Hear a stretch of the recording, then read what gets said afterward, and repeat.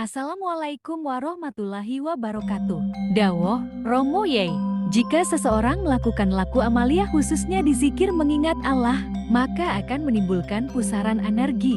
Pertama, pusaran energi itu hanya pada diri penzikirnya, makanya akan timbul efek, entah ketenangan batin atau sebaliknya jika orangnya pertama banyak kerak dosa dan kesalahan di dalam tubuhnya, akan terkikis. Setelah pusaran energi itu selesai mengimbas pada diri sendiri, lalu akan meluas mengimbas pada keluarga. Sama jika keluarganya itu ada suatu kesalahan atau tindakan salah, maka akan timbul benturan energi. Energi dari hal yang menuju Allah dengan hal yang menuju iblis. Bisa saja awalnya suami istri yang asalnya rukun bareng-bareng semangat berbuat salah, saling dukung dalam perbuatan dosa dan kelalaian. Lalu si suami dizikir Allah, si istri masih lalai, akan timbul benturan energi. Akan timbul pertentangan, si istri melarang suami berzikir karena gerah atau alasan yang lain. Karena energi iblis berbenturan dengan energi yang menuju Allah. Setelah ke keluarga, akan imbas ke tetangga.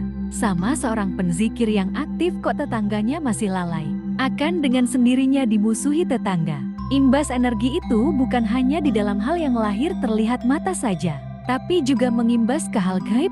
Jika diri ada jinnya, maka seorang penzikir pemula akan mengalami kejadian yang bertentangan.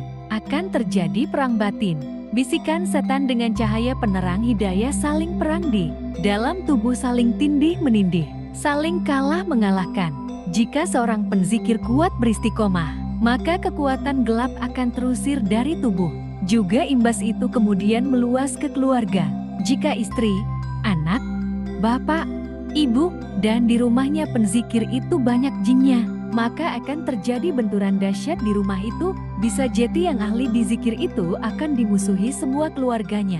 Jika dia itu tanggap, akan berdoa pada Allah agar jin, setan, siluman dalam tubuh keluarganya dan dalam rumahnya semua dibersihkan Allah, maka gangguan akan diminimalisir. Setelah ke keluarga selesai, maka akan meluas ke desanya. Jika di desa itu banyak terjadi kefasikan, kemaksiatan, dan setan dipuja, maka akan ada banyak jin setan yang menyerang penzikir itu. Sebagai wujud pernyataan perang dan benturan antara energi kebenaran dari Allah dengan energi dari iblis yang sudah menguasai desa itu, bukan hanya jin setannya. Semua orang di desa itu akan dengan sendirinya memusuhi orang yang berzikir itu. Jika terjadi seperti itu, tanda bahwa ahli dizikir itu sudah mulai besar energinya. Dan yang memusuhi juga para pemuja dan penyembah iblis, para dukun dan antaknya, maka akan terjadi perang tersembunyi dan diam-diam. Jika orang yang menjalankan dizikir itu makin istiqomah, energi jahat pun akan terhalau, dan kekuatan dizikir akan makin meluas ke wilayah kecamatan, kabupaten, provinsi, pulau, dan terus meluas sampai ke luar negeri. Pusaran itu akan makin besar dan makin besar. Juga pusaran itu akan membumbung ke angkasa, berbentuk tiang pusaran menembus langit. Makin istiqomah orang itu makin membumbung tinggi menembusi langit demi langit, sampai langit tertinggi dalam bentuk pusaran energi dalam bentuk cahaya. Jadi akan banyak energi dalam bentuk cahaya yang membumbung ke langit. Dari amalia banyak orang, yang paling tinggi membumbungnya ke langit itulah yang paling unggul, tapi juga akan makin banyak yang memusuhi. Bahkan iblis langsung akan turun tangan untuk membendung energi di zikir itu agar tak menembus semua langit. Maka akan terjadi perang dalam gaib yang tak terlihat di permukaan yang amat dahsyat. Yang merasakan ia yang menjalani perang itu. Orang lain sama sekali tak tahu. Energi di zikir itu juga akhirnya meliputi bumi dari seseorang yang tekun dalam istiqomah. Jika sampai menembusi kutub, maka orang itu mendapat julukan wali kutub. Tapi artinya juga orang itu akan menanggung dimusuhi banyak orang. Bahkan dimusuhi para pemuja dan penyembah iblis. Akan menerima beban tanggung jawab seluruh alam. Gonjang-ganjingnya bumi, dan itu tak ada orang lain tahu, kecuali yang menjalani. Ketika energi di zikir itu main meluas, bahkan bukan hanya ke atas tapi juga ke bawah, ke bumi selain bumi ini, maka akan makin meluas juga imbas energi yang pusarannya meliputi segala penjuru tempat, sampai bumi 7 terlewati dan langit 7 juga terlintasi.